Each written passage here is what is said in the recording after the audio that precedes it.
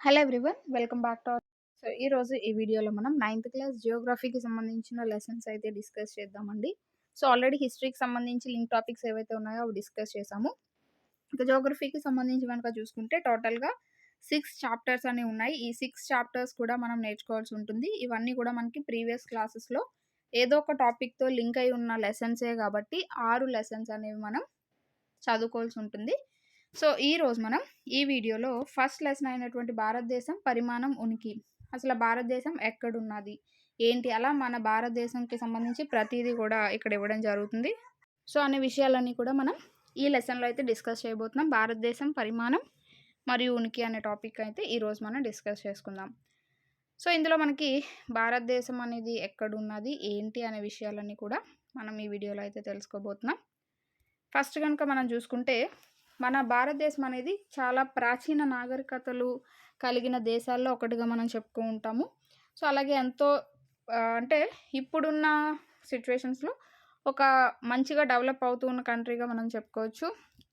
అలాగే వ్యవసాయం కానీ, పరిశ్రమలు కానీ మొత్తం కూడా అన్ని రంగాల్లో కూడా ఇప్పుడు ప్రెజెంట్ అయితే ముందుకు వెళ్తూ ఉన్నది. అలాంటి భారతదేశం అనేది ఎక్కడున్నది అంటే, భారతదేశం అనేది చాలా పెద్ద దేశం, మనకు తెలిసిందే. ఇది మనకి ఉత్తరార్ధగోళంలో ఉన్నదనమాట. ఇప్పుడు ఈ మ్యాప్ కనుక చూసినట్టయితే ఇక్కడ చూసారా, ఇలా ఒక లైన్స్ ఉన్నాయి. ఇది మొత్తం కూడా మనకి ఉత్తరార్ధగోళం. ఈ పైన ఏదైతే ఉన్నదో ఇది మొత్తం కూడా ఉత్తరార్ధగోళము, ఇది మొత్తం కూడా కిందన దక్షిణార్ధగోళం అవుతుంది. అలాగే ఈ లైన్ కనుక మనం చూసుకుంటే ఇదంతా కూడా తూర్పార్ధగోళము, ఇదంతా పశ్చిమార్ధగోళం అనేది అవుతుంది. ఇప్పుడు మన ఇండియా అనేది కనుక చూసుకుంటే ఎగ్జాక్ట్‌గా మనకి ఇక్కడ ఉన్నది. ఈ పైన కనుక చూసుకుంటే ఉత్తరార్ధగోళం, అలాగే ఇది కనుక చూసుకుంటే తూర్పార్ధగోళం. టోటల్‌గా మనకి ఎక్కడున్నది ఉత్తరార్ధగోళంలో ఉన్నదిగా చెప్పుకోవచ్చు. ఈ అంటే ఈ భూభాగం అనేది ఎక్కడి నుంచి ఎక్కడి వరకు విస్తరించి ఉన్నది అంటే 8 డిగ్రీల 4 సెకండ్స్ ఉత్తర అక్షాంశం నుండి 37 డిగ్రీల 6 సెకండ్ల ఉత్తర అక్షాంశాల వరకు, అంటే ఈ అక్షాంశాలు అనమాట ఇవి. అలాగే నెక్స్ట్ రేఖాంశాల గురించి కనుక చూసుకుంటే 68 degrees 7 తూర్పు రేఖాంశం నుండి 7 సెకండ్స్ తూర్పు రేఖాంశం నుండి 97 డిగ్రీల 25 సెకండ్ల తూర్పు రేఖాంశాల వరకు కూడా, అంటే ఇలా నిలువుగా ఈ విధంగా విస్తరించి ఉన్నదని చెప్పుకోవచ్చు భారతదేశం అనేది. అయితే భారతదేశం గుండా మనం చూసుకుంటే స్ట్రైట్‌గా ఈ కర్కట రేఖ మధ్యగా కర్కట రేఖ అనేది వెళ్తూ ఉంటుంది. అది మనకి 23 డిగ్రీల 30 సెకండ్ల ఉత్తర అక్షాంశంగా మనకి సూచిస్తూ ఉంటుంది ఈ కర్కట రేఖ అనేది. ఈ కర్కట రేఖ అనేది దేశాన్ని 2 సమాన భాగాలుగా కూడా విభజిస్తూ ఉంటుందన్నమాట. అలాగే మనకి మన చుట్టూ, అంటే దేశం చుట్టూ కూడా బంగాళాఖాతంలో అండమాన్ నికోబార్ దీవులు అనేవి ఉంటాయి. అలాగే నైరుతి దిశలో కనుక చూసుకుంటే అరేబియా సముద్రంలో లక్షద్వీపులు అనేవి ఉంటాయి. ఇటు సైడు మనకి ఇక్కడ అండమాన్ ఉంటుంది, ఇక్కడ లక్షద్వీపులు అనేవి ఉంటాయి. నెక్స్ట్ కనుక చూసుకుంటే భారతదేశానికి దక్షిణాన చిట్ట చివరి ప్రాంతమైన ఇందిరా పాయింట్ 2004 సునామీలో సముద్రపు నీటిలో మునిగిపోయింది. ఇందిరా పాయింట్ అనేది ఈ దక్షిణంగా, అంటే ఇక్కడ ఇక్కడ మనకి దక్షిణంగా ఉంటుందన్నమాట. అది చిట్ట చివరి ప్రదేశంగా చెప్తూ ఉంటారు భారతదేశ భూభాగానికి. కాకపోతే అది 2004 సునామీలో ఈ సముద్రపు నీటిలో మునిగిపోయిందిగా చెప్తూ ఉంటారనమాట. అయితే భారతదేశం యొక్క భూభాగం కనుక చూసుకుంటే దాదాపు 3.28 మిలియన్ చదరపు కిలోమీటర్ల విస్తీర్ణం అనేది కలిగి ఉన్నది. అంటే మొత్తం భూభాగం, ఈ మొత్తం భూభాగం ఏదైతే ఉన్నదో అది. అలాగే మొత్తం వైశాల్యం కనుక చూసుకుంటే ప్రపంచం మొత్తం వైశాల్యంలో 2.4%గా ఉంటుంది. అంటే ఏవైతే మొత్తం కలర్ చేసిన ఉన్నాయో అది మొత్తంగా మన 100% తీసుకుంటే అందులో మన ఇండియా 2.4% అనేది ఆక్రమించి ఉన్నదిగా చెప్పుకోవచ్చు. ఆ విధంగా 2.4% అనేది మన ఇండియా యొక్క వాటా అనేది అవుతుంది. నెక్స్ట్ మన ఇండియా అనేది ప్రపంచంలోనే 7వ అతిపెద్ద దేశంగా చెప్తూ ఉంటారు. అలాగే భారతదేశం దాదాపు 15,200 భూ సరిహద్దును కలిగి ఉన్నదన్నమాట. అంటే ఇప్పుడు ఈ ఏదైతే ఇండియా చుట్టూ మనం ఇలా ఒక అవుట్లైన్ వేసుకున్నట్టయితే ఇది భూ సరిహద్దు అని చెప్తూ ఉంటాము. ఈ భూ సరిహద్దు అనేది దాదాపు 15,200 కిలోమీటర్లు అనేది ఉన్నది. అలాగే అండమాన్ నికోబార్ లక్షద్వీపులతో సహా ఈ ప్రధాన భూభాగం యొక్క తీర ప్రాంతం పొడవు ఏదైతే ఉన్నదో అది 7,516.6 కిలోమీటర్లుగా మనం చెప్పుకోవచ్చు. ఓన్లీ మనకి భూ సరిహద్దు అయితే 15,200 కిలోమీటర్లుగా చెప్పుకోవచ్చు. అలాగే ఈ ఏదైతే తీర ప్రాంతం మొత్తం పొడవు గనుక చూసుకుంటే 7516.6 కిలోమీటర్లుగా అయితే మనం చెప్పుకోవచ్చు. ఈ భారతదేశానికి వాయువ్య, ఉత్తర మరియు ఈశాన్య దిశల్లో ఈ తరుణ ముడత పర్వతాలనేవి సరిహద్దులుగా ఉన్నాయి. అంటే ఏవైతే హిమాలయాలు అవి ఉన్నాయో సో అవి ఉన్నాయన్నమాట ఉత్తరంగా. సో ఇక్కడ మ్యాప్ అనేది గనక చూస్తే మీకు ఈజీగా అర్థమవుతుంది. సో ఇక్కడి నుంచి ఇక్కడి వరకు అనమాట. సో ఇలాగ మనకి హిమాలయాలు ఉన్నాయి. అంటే ఉత్తరంగా, ఇక్కడ ఈశాన్యంగా, ఇటు వాయువ్యంగా 3 కూడా ఈ హిమాలయాలనేవి సరిహద్దులుగా ఉన్నాయని చెప్పుకోవచ్చు. దాదాపు 22 ఉత్తర అక్షాంశానికి దక్షిణంగా దీని విస్తీర్ణం అనేది తగ్గడం స్టార్ట్ అవుతుంది. అంటే 22.5 డిగ్రీల దగ్గర నుంచి దీని యొక్క విస్తీర్ణం, అంటే ఇక్కడి నుంచి దాని విస్తీర్ణం అనేది తగ్గుకుంటూ వస్తుందన్నమాట. నెక్స్ట్ గనుక చూసుకుంటే ఇవన్నీ కూడా హిందూ మహాసముద్రం వైపుగా వచ్చి రెండు సముద్రాలుగా విడిపోతూ ఉంటాయన్నమాట. సో పశ్చిమాన అరేబియా సముద్రం కింద, తూర్పున బంగాళాఖాతం కింద. అంటే ఈ విధంగా చూసారా? సో ఇక్కడ చూడండి. సో ఇలాగా ఇవన్నీ ఇది ఈ సముద్రాన్ని 2 రకాలుగా విభజించినట్టుగా, ఇది అరేబియా సముద్రం కింద, అలాగే ఇది బంగాళాఖాతం సముద్రం కింద విడిపోతూ ఉంటుంది. నెక్స్ట్ కనుక మనం చూసుకున్నట్టయితే ఈ ఏదైతే మనకి ఈ లెంత్ అనేది ఉన్నదో ఉత్తరం నుంచి దక్షిణానికి చూసుకుంటే, తూర్పు నుంచి పడమరకి గనక చూసుకుంటే ఈ లెంత్ అనేది మనకి ఈ ఉత్తరం నుంచి దక్షిణానికి ఉన్న లెంత్తో పోల్చుకుంటే ఈ తూర్పు నుంచి పడమరకి ఉన్న లెంత్ అనేది కొంచెం తక్కువ అని చెప్పుకోవచ్చు. ఎంత అంటే 2933 కిలోమీటర్లు. అదే ఉత్తరం నుంచి దక్షిణానికి కనుక చూసుకుంటే 3214 కిలోమీటర్లు. సో చూసారా, ఈ పొడవు కంటే తక్కువగా మనం చెప్పుకోవచ్చు. నెక్స్ట్ కనుక చూసుకుంటే మనం ఈ గుజరాత్ నుంచి అరుణాచల్ ప్రదేశ్, అంటే ఇక్కడ గుజరాత్ నుంచి ఇక్కడ అరుణాచల్ ప్రదేశ్ వరకు చూసుకుంటే మనకి టైంలో 2 గంటల వ్యత్యాసం అనేది ఉంటుందన్నమాట. ఎన్ని గంటల వ్యత్యాసం ఉంటుంది అంటే 2 గంటల టైంలో వ్యత్యాసం అనేది ఉంటుంది. సో అందుకని చెప్పి ఇలా వ్యత్యాసం ఉండకూడదు, దేశం మొత్తం కూడా ఒకేలాంటి టైం అనేది ఉండాలి అని చెప్పి ఉత్తరప్రదేశ్ గుండా వెళ్ళే ఇక్కడ చూసారా ప్రామాణిక రేఖాంశంని కూడా ఇక్కడ ఇండికేట్ చేశారు. 82 డిగ్రీల 30 సెకండ్ల కాడ ఇక్కడ మనకి ఉత్తరప్రదేశ్ గుండా ఒక రేఖాంశం అనేది వెళ్తుంది. దాన్నే ప్రామాణిక రేఖాంశం అని అంటారు. ఉత్తరప్రదేశ్లోని మీర్జాపూర్ గుండా వెళ్తుందన్నమాట. దీన్నే భారతదేశ ప్రామాణిక రేఖాంశం అంటారు. అది ఎంత అంటే 82 డిగ్రీల 30 సెకండ్ల తూర్పు రేఖాంశం అని చెప్తూ ఉంటాం. సో ఇటువైపు ఇలా వస్తుంది కాబట్టి తూర్పు రేఖాంశం. సో ఆ విధంగా దాని గుండా వెళ్ళే ఏదైతే రేఖాంశాన్ని ప్రామాణికంగా తీసుకొని ఆ సమయాన్ని దేశం మొత్తం మీద కూడా అమలు చేస్తూ ఉంటారనమాట. సో గుజరాత్లో ఒకలాగా, అరుణాచల్ ప్రదేశ్లో ఒకలాగా టైం అనేది డిఫరెన్స్ రాకుండా సో దేశం మొత్తం మీద కూడా ఒకేలాంటి టైం ఉండాలని ఈ విధంగా చేస్తారు. అలాగే నెక్స్ట్ కనుక చూసుకుంటే భారతదేశం ప్రపంచం అని చెప్పి ఇచ్చారు. నెక్స్ట్ కనుక ఇక్కడ చూసుకుంటే సో ఇక్కడ నేను మీకు మ్యాప్ అనేది చూపించి ఎందుకు చెప్తున్నానంటే ఈజీగా మీకు అర్థమవుతుంది.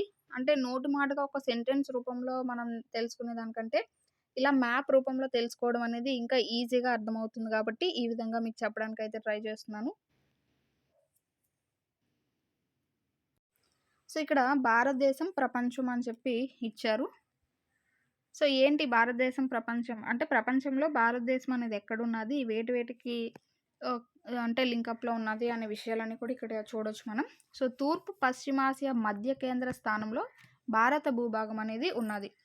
సో తూర్పు పశ్చిమాసియా అంటే సో ఇక్కడ నుంచి అంటే ఇది ఆసియా మొత్తం, ఇదంతా కూడా ఆసియా కిందకు వస్తుంది కదా. సో తూర్పు పశ్చిమాసియా మధ్యన ఈ భారతదేశం అనేది మనకి ఉన్నట్టుగా చెప్తూ ఉన్నారు. అలాగే ఆసియా ఖండపు దక్షిణ దిశలో విస్తరించిన భాగమే భారతదేశం. ఇది మొత్తం కూడా ఆసియా అనుకుంటే సో దీని యొక్క దక్షిణంగా ఇక్కడ భారతదేశం అనేది ఉన్నది. సో ఇది మొత్తం ఆసియా అనుకుంటే ఈ దక్షిణ ప్రాంతంలో ఉన్నదన్నమాట మన భారతదేశం అనేది.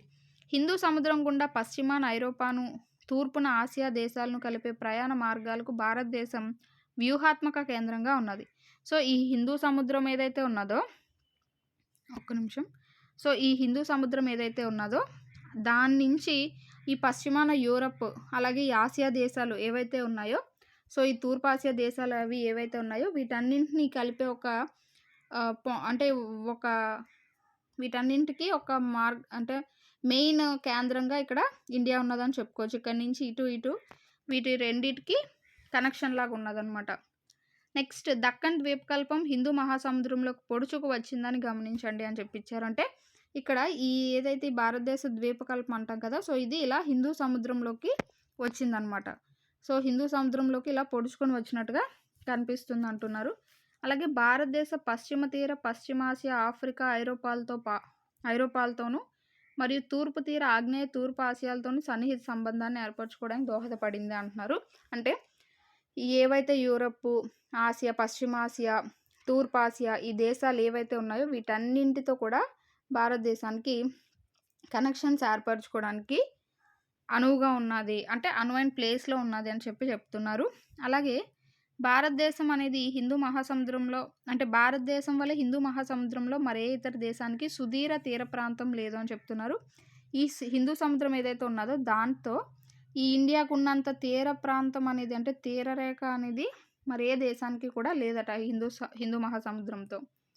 సో, ఆ విధంగా హిందూ మహాసముద్రంలో భారతదేశానికి అనేది ఒక మెయిన్ ఇంపార్టెన్స్ ఉన్నది కాబట్టి ఇండియా అంటే హిందూ, ఇండియా ఆ రెండిటిని మ్యాచ్ అయ్యేలాగా మన ఇండియాకి ఆ పేరు పెట్టడం కూడా జరిగింది అని చెప్పి ఇక్కడ చెప్పడం జరుగుతుంది. నెక్స్ట్ ఇక్కడ చూసుకుంటే 1869లో సూయజ్ కాలువ అందుబాటులోకి రావడం వల్ల ఐరోపా నుండి భారతదేశానికి 7000 కిలోమీటర్ల దూరం అనేది తగ్గిందట. సో, సూయజ్ కాలువ అనేది లేనప్పుడు ఇలా చుట్టూ తిరిగి ప్రయాణం చేసి అలా వస్తూ ఉండేవారు. అలా కాకుండా సూయజ్ కాలువ అందుబాటులో వచ్చినప్పుడు ఇలా స్ట్రెయిట్‌గా వచ్చేయడం వల్ల 7000 కిలోమీటర్ల దూరం అనేది కవర్ అయ్యింది అని చెప్పుకోవచ్చు. 7000 కిలోమీటర్లు అంటే తక్కువ దూరం కాదు కదా! సో, అలా 7000 కిలోమీటర్లు ఈ సూయజ్ కాలువ వల్ల తగ్గినట్టుగా చెప్తూ ఉంటారు. ఇక్కడ చూసుకుంటే ప్రపంచంలో 7 అతిపెద్ద దేశాలు. ఫస్ట్ ప్లేస్‌లో మనకి రష్యా అనేది ఉన్నది. అలాగే సెకండ్ ప్లేస్‌లో కెనడా, తర్వాత USA, China, Brazil, Australia, India. So, 7వ ప్లేస్‌లో మనకి ఇండియా అనేది ఉండడం జరిగింది. నెక్స్ట్ గనుక చూసుకుంటే ఇండియాతో మనకి వేరే దేశాల యొక్క సంబంధాలు గనుక చూసుకుంటే అవి ప్రాచీన కాలం నుండి కూడా కంటిన్యూ అవుతూ వస్తున్నాయి. అవి ఇప్పుడిప్పుడు మొదలైనవి కాదు. అయితే సముద్ర మార్గాల ద్వారా ఈ కనెక్షన్స్ అనేవి స్టార్ట్ అయ్యాయని మనకు తెలుసు. కానీ సముద్ర మార్గాల కంటే కూడా భూమార్గాల ద్వారా ఫస్ట్ ఈ సంబంధాలని అంటే ఒక దేశం నుంచి ఇంకో దేశానికి సంబంధాలనేవి ఏర్పడినట్టుగా చెప్పుకోవచ్చు. ఎందుకంటే ఈ హిమాలయ పర్వతాలు అవి ఏవైతే ఉన్నాయో, ఉత్తరాన ఉన్న పర్వతాలు ఏవైతే ఉన్నాయో వాటి మధ్యన చాలా కనుమలనేవి ఉన్నాయి. సో, ప్రాచీన కాలంలో ప్రజలు ఆ కనుమలు దాటి ఇక్కడికొచ్చి ఇలా చేయడం అనేది ఈ సముద్ర మార్గాల కంటే ముందే జరిగింది. అంటే ఈ సముద్ర మార్గాల ద్వారా రావడం కంటే ముందే జరిగినట్టుగా చెప్తూ ఉంటారనమాట.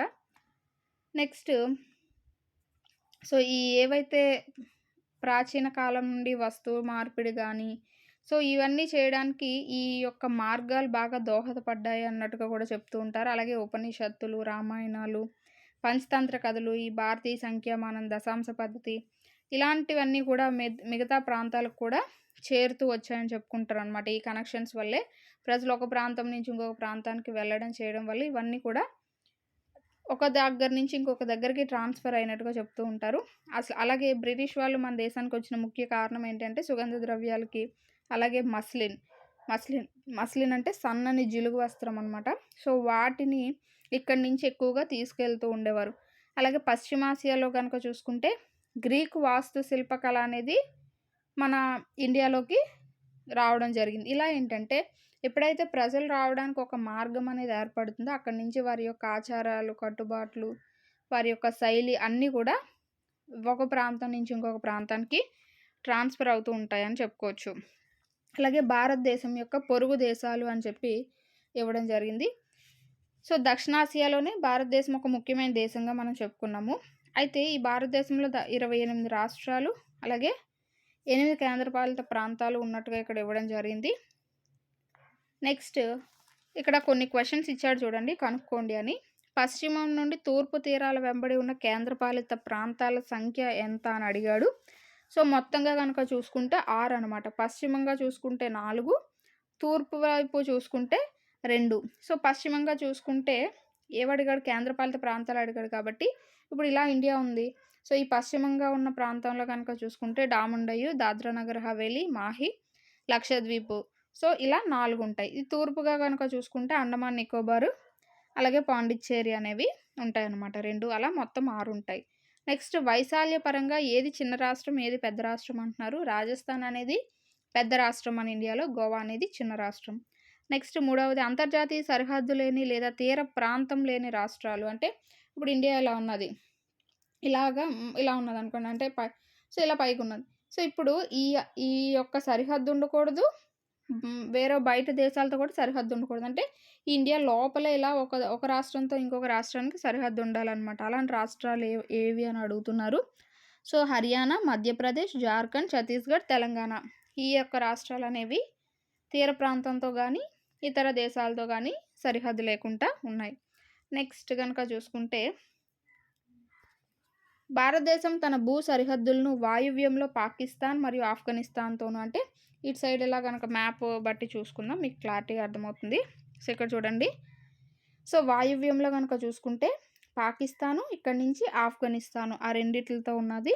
అలాగే ఉత్తరాన ఈ పైన గనక చూసుకుంటే China, Tibet, Nepal, Bhutan. So, China, Nepal, Bhutan. తూర్పున గనక చూసుకుంటే ఇక్కడ మయన్మార్, ఇక్కడ బంగ్లాదేశ్‌తో సరిహద్దు అనేది ఉన్నది. అలాగే ఇక కింద గనక చూసుకుంటే శ్రీలంక, మాల్దీవులు. ఇక్కడ శ్రీలంక, ఇక్కడ మాల్దీవులు. ఈ 2 ద్వీప దేశాలనేవి సముద్రం మీదుగా మనకి దక్షిణ పొరుగు దేశాలుగా అయితే ఉండడం జరిగింది. సో, ఈ యొక్క ఏవైతే సరిహద్దులు ఉన్నాయో మనకి చాలా చాలా ఇంపార్టెంట్. నెక్స్ట్ ఇక్కడ గనక చూసుకుంటే 1947కి ముందు భారతదేశంలో 2 రకాల రాష్ట్రాలనేవి ఉంటూ ఉండేవి. ఒకటి ప్రావిన్స్‌లనమాట. అంటే బ్రిటిష్ వాళ్ళు పాలించేవారు. ఇంకొకటి స్వదేశీ సంస్థానాలు. అంటే అవి ఎవరైతే వంశపార్యపరంగా వచ్చే రాజులున్నారో వాళ్ళు పాలించేవారనమాట. ఈ ప్రావిన్స్‌లనేవి వైస్‌రాయల చేత నియమించబడిన బ్రిటిష్ అధికారుల చేత పాలిస్తూ ఉండేవారు. స్వదేశీ సంస్థానాలు వంశపార్యపరంగా వచ్చే వాళ్ళ చేత పాలిస్తూ ఉండేవారనమాట. సో, వాళ్ళకి స్థానిక అంటే ఈ రాజులకి వాళ్ళకి అధికారాలు ఇచ్చినందుకు వాళ్ళు కూడా బ్రిటిష్ వాళ్ళకే మద్దతుగా ఉండాలనమాట. అంటే మొత్తం కూడా బ్రిటిష్ రూల్ కిందే ఉండేది. కానీ పేరుకు మాత్రమే వాళ్ళు రాజు అన్నట్టుగా ఉంటూ ఉండేవారనమాట. సో, ఆ విధంగా ఉండేది. నెక్స్ట్ గనక చూసుకుంటే సో, ఇది మన ఇండియా. అలాగే ఇండియాలో ఉన్న రాష్ట్రాలు మొత్తం కూడా ఇక్కడ ఇవ్వడం జరిగింది. నెక్స్ట్ గనక చూసుకుంటే ఈ పాక్ జలసంధి, మన్నార్ సింధు శాఖ అనేవి శ్రీలంకని, భారతదేశాన్ని వేరు చేస్తూ ఉన్నాయన్నమాట. సో, ఇక్కడ చూడొచ్చు. ఈ శ్రీలంకకి, భారతదేశానికి మధ్యలో కనెక్షన్ చిన్నగా ఉంటుంది కదా! సో, ఆ మధ్యన మనకి ఈ పాక్ జలసంధి, మన్నార్ సింధు శాఖ అనేవి ఉంటాయి. సో, అవి ఈ రెండింటిని కూడా వేరు చేస్తూ ఉంటాయన్నమాట. సముద్ర కాలువలా ఉంటుందన్నమాట. భారతదేశానికి, శ్రీలంకకి చిన్న సముద్ర కాలువలా ఉంటుంది. నెక్స్ట్ ఇక్కడ చూసుకుంటే ఇది అరేబియా సముద్రము. ఇక్కడ లక్షద్వీప్ అనేది ఉంటుంది. వాటి కింద మాల్దీవులు అనేవి ఉంటాయన్నమాట. అండమాన్ నికోబార్ దీవులు కనుక చూసుకుంటే ఇక్కడ ఉంటాయి. అలాగే పుదుచ్చేరి అనేది ఇక్కడ ఉంది. సో, డామన్ డయ్యు ఇక్కడ, డామన్ అండ్ డయ్యు, మహో ఈ విధంగా మనకి కొన్ని ద్వీపాలు అనేవి అక్కడ ఉండడం జరిగింది. నెక్స్ట్ కనుక చూసుకుంటే ఇక్కడ ఒక ఇంపార్టెంట్ నోట్ ఇచ్చాడు. స్కూల్ భువన్ అనేది దేశంలోని సహజ వనరులు, పర్యావరణం మరియు సుస్థిర అభివృద్ధిలో వారి పాత్ర గురించి విద్యార్థుల్లో అవగాహన తీసుకురావడానికి పటాల ఆధారిత అభ్యాసాన్ని అందించే పోర్టల్ అనమాట స్కూల్ భువన్ అనేది. సో, ఏది అంటే స్కూల్ భువన్ అనేది. సో, దీన్ని ఎన్‌సీఈఆర్‌టీ విద్యా ప్రణాళిక ఆధారంగా భువన్, ఎన్ఆర్‌ఎస్‌సి, ఇస్రో యొక్క సౌజన్యంతో రూపొందించారట. సో, మనం ఈ వెబ్‌సైట్‌లో గనక వెళ్ళినట్టయితే మాధ్యమిక విద్యాస్థాయికి సంబంధించిన భారతదేశ పటాలనేవి మనకక్కడ కనిపిస్తూ ఉంటాయి. సో, ఇది చాలా చిన్న లెసనే. ఓన్లీ భారతదేశం చుట్టూ ఉన్న సరిహద్దులు ఈ యొక్క చిన్న టాపిక్ అనమాట. సో, అది ఇక్కడ ఫస్ట్ లెసన్‌లో మనకుంటుంది. ఇక్కడ ఉన్న క్వెషన్స్ గనక చూసుకుంటే క్రింది వానిలో ఏ రాష్ట్రం గుండా కర్కట రేఖ ప్రయాణించదు అని అడిగాడు. సో, ఒడిశా అనమాట. అయితే ఏ రాష్ట్రాల గుండా కర్కట రేఖ ప్రయాణిస్తుంది అని గనక చూసుకుంటే ఇక్కడ మ్యాప్ చూడండి, మీకు క్లియర్‌గా అర్థమవుతుంది. సో, ఇది మనకి కర్కట రేఖ అనమాట. దేశాన్ని కరెక్ట్‌గా 2 సమాన భాగాలుగా విభజిస్తుంది. ఇది గుజరాత్, మధ్యప్రదేశ్, ఛత్తీస్‌గఢ్, జార్ఖండ్, అలాగే Tripura, Mizoram, west Bengal. So, Tripura, Mizoram, west Bengal ఆట్ల మీదుగా వెళ్తూ ఉంటుందన్నమాట. సో, ఒడిస్సా అనేది కొంచెం కిందన ఉంది కాబట్టి ఒడిస్సా పైగా వెళ్ళదు. సో, ఇక్కడ ఆప్షన్స్ ఇచ్చాడు కాబట్టి ఒడిస్సా. భారతదేశ చిట్ట చివరి తూర్పు రేఖాంశము ఏది అని అడుగుతున్నారు. సో, ఆప్షన్స్ అనేవి ఇచ్చారు. కరెక్ట్ ఆన్సర్ వచ్చేసి 97 డిగ్రీల 20 సెకండ్ల తూర్పు రేఖాంశం అని చెప్పుకోవచ్చు. Next third one. Uttarakhand, Uttar Pradesh, Bihar, పశ్చిమ బెంగాల్ మరియు సిక్కింలతో ఉమ్మడి సరిహద్దును కలిగి ఉన్న దేశం ఏది అని అడుగుతున్నారు. కరెక్ట్ ఆన్సర్ వచ్చేసి నేపాల్. ఏ విధంగానో మనం చూద్దాం. సో, ఇక్కడ ఏమన్నాడు? ఉత్తరాఖండ్. సో, ఇక్కడ ఉత్తరాఖండ్, ఉత్తరప్రదేశ్, బీహార్, సిక్కిము 4 రాష్ట్రాలు ఇచ్చాడు కదా. సారీ, బీహార్, పశ్చిమ బెంగాల్. బీహార్, పశ్చిమ బెంగాల్తో సరిహద్దుగా ఉన్న రాష్ట్రం ఏది? సిక్కిం కూడా ఉంది. సో, వాటితో ఉన్న దేశం ఏది అని అడిగాడు. సో, నేపాల్ అనేది ఇక్కడ చూడొచ్చు. ఇలా వీటన్నిటితో కూడా సరిహద్దు అనేది కలిగి ఉన్నది. నెక్స్ట్, వేసవి సెలవుల్లో మీరు కవరత్తి సందర్శించాలనుకుంటే మీరు భారతదేశంలోని ఏ కేంద్రపాలిత ప్రాంతానికి వెళ్తారు అని అడిగాడు. కవరత్తి అనేది లక్షద్వీపులకి సంబంధించిందనమాట. నెక్స్ట్, భారతదేశంతో భూ సరిహద్దును పంచుకొని దేశం ఏది అని అడుగుతున్నాడు. Bhutan, Tajikistan, Bangladesh, Nepal. Correct answer వచ్చేసి తజికిస్తాన్ అనమాట. నెక్స్ట్, అరేబియా సముద్రంలో ఉన్న ద్వీపాల సముదాయాన్ని పేర్కొనండి అన్నాడు. సో, అరేబియా సముద్రంలో మనకి లక్షద్వీపులు అనేవి ఉంటాయి. నెక్స్ట్, విస్తీర్ణంలో భారతదేశం కంటే పెద్ద దేశాలను పేర్కొనండి అన్నాడు. Second one. Russia, Canada, USA, China, Brazil, Australia. ఇవి మనకి భారతదేశం కంటే పెద్ద దేశాలు. భారతదేశానికి ఆగ్నేయంలో ఏ ద్వీప సముదాయం ఉన్నది అన్నాడు. సో, ఆగ్నేయం అంటే ఇలా ఇక్కడ అనమాట, అండమాన్ నికోబార్ దీవులు. నెక్స్ట్, ఏ ద్వీప దేశాలు మన దక్షిణ పొరుగు దేశాలుగా ఉన్నాయని అడిగాడు. మాల్దీవులు అలాగే శ్రీలంక అనేవి మనకి దక్షిణంగా పొరుగు దేశాలుగా ఇక్కడ ఈ కిందన మాల్దీవుల్లో ఉన్నాయన్నమాట. సో, ఇది మనకి ఫస్ట్ లెసన్కి సంబంధించి. సో, చాలా చిన్న లెసనే, ఏముండదు, మన ఇండియా గురించి మామూలుగా ఉంటుందండి. నెక్స్ట్ వీడియోలో మనం భారతదేశ భౌగోళిక స్వరూపాలు అనేవి డిస్కస్ చేసుకుందాం. Thanks for watching.